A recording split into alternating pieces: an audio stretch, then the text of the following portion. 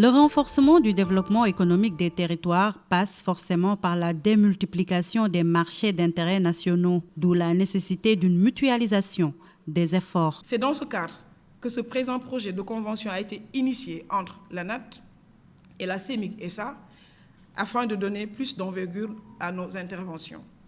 En effet, la fracture territoriale peut être induite par l'éloignement des infrastructures et des services publics. Il faut dès lors des solutions adaptées.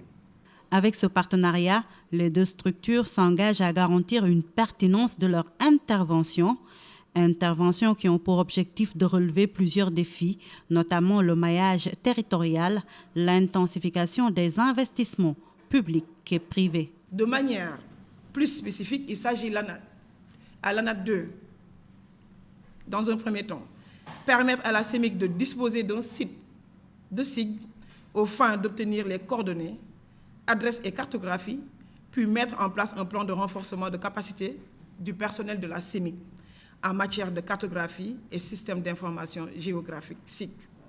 En deuxième point, accompagner la CEMIC à l'identification des sites pour l'implémentation des marchés d'intérêt nationaux dans les autres métropoles d'équilibre jusqu'à la délivrance du visa de localisation. En troisième point, de faire du laboratoire de la CEMIC une référence au niveau national et international.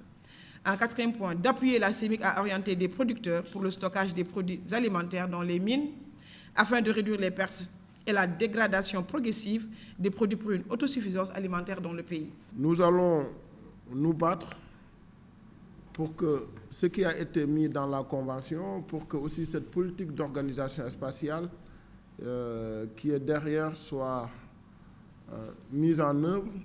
De ce fait, le Sénégal va se retrouver avec des territoires viables, des territoires compétitifs, des territoires porteurs de développement et qu'on arrivera à baisser énormément le chômage dans ce pays.